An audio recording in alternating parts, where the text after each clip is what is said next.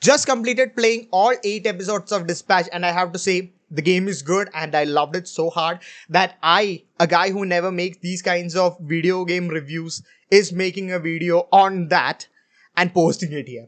So this is the first game from AdHoc Studios, which is formed by the ex-Telltale Games employees, and I had high hopes for this game going into it, and I have to say, all of my hopes were justified. We play as Robert Robertson, aka Mecha Man, a former superhero who works as a dispatcher at SDN or Superhero Dispatch Network after his suit gets destroyed in a fight with villain Shroud and his gang.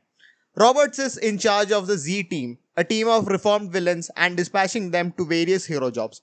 The whole story progresses through how you handle your relations with each of these heroes and how your choices might have consequences which will affect the whole of this game. Now, everything Dispatch did, like the story, the writing, the world building, the art, the animation, and the music is great. But the most important aspect the team nailed were the characters.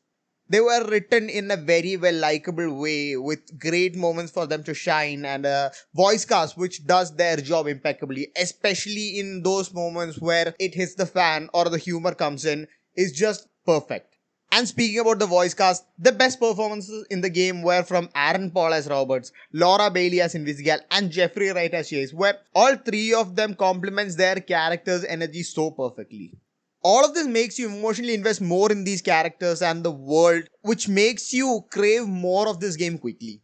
On the gameplay side, there isn't much to talk about because most of the time you are just watching the cutscenes play out and are just choosing dialogue, and sometimes during fight sequences doing quick time events.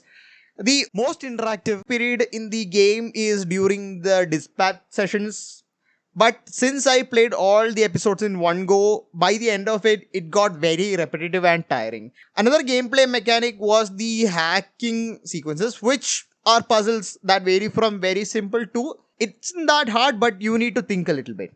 All in all, the game is not 100% perfect and had a few moments I wish the game handled differently.